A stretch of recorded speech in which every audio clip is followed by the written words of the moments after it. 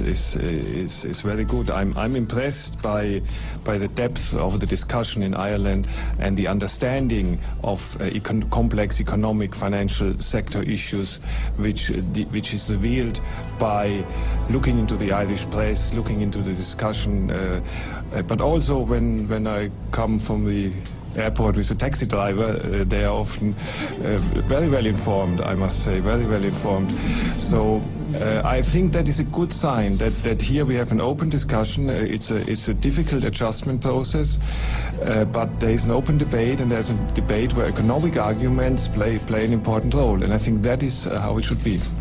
Klaus Manich, did your taxi driver tell you how the Irish people are bewildered that we are required to pay unguaranteed bondholders billions of euros for debts that the Irish people have no relation to or no bearing with, primarily to bail out or to ensure the solvency of European banks?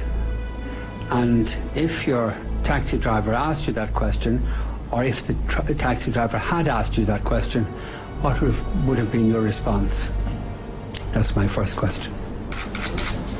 Well, can we take a couple together? Can you ask the second question? Well, my second question is a completely different issue, and okay. I may have a follow-through if Mr.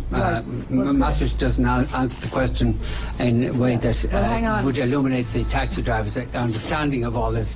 I would have a follow-through question. Right. Can I ask you then to pass the mic, and we'll come back to you for the second question? Yeah, well, if you don't mind, that's a way of breaking up the exchange, and I would prefer if it went this way. We have a tradition in Irish journalism that we pursue issues, and that when somebody doesn't ask a question, we follow through on it, and I hope that tradition will be respected on this occasion. So could you answer the question? Yeah.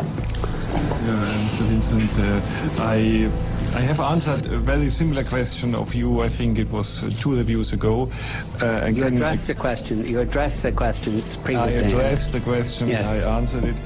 I would say I can understand that this is a difficult decision to be made by the government, and there's no doubt about it. But there are different aspects of the problem to be balanced against each other, and I can understand that the government came to the view that all in all the costs for the Irish people, for the stability of the banking system, for the confidence in the banking system, of taking certain action in this respect, which you were mentioning, could likely have been much bigger than the benefits for the taxpayer, which of course would have been there. So the financial sector would have been affected, the confidence of the financial sector would have been negatively affected, and I can understand that there was a difficult decision, but that the decision was taken in this direction.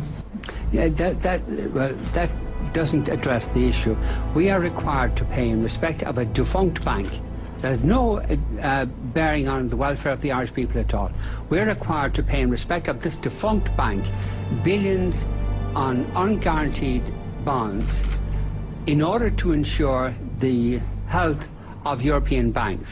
Now, what would you explain, how would you explain that situation to the taxi driver that you talked about earlier?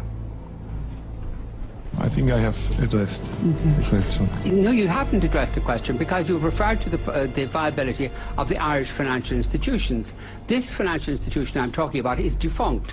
It's over, it's finished. Now, why are the Irish people required, under threat from the ECB, why are the Irish people required to pay billions to unguaranteed bondholders under threat to the ECB? You didn't answer the question the last time, so maybe you'd answer it this time. Well, I think he doesn't have anything to add to what he's already said. Sorry, just a minute. This isn't good. This isn't good enough. Sorry, this isn't good enough. You people are intervening in this society, causing huge damage by requiring us to make payments not for the benefit of anybody in Ireland, but for the benefit of European financial institutions. Now, could you explain why the Irish people are inflicted with this burden? Well, I think I have addressed the question. You've nothing to say. There's no answer. Is that right? Is that it? No answer? I have given an answer. He's given an answer. You have given an answer that doesn't address the question. That's your view. That is my view, and I think it would be the view of the taxi driver and the view of our viewers tonight. Right.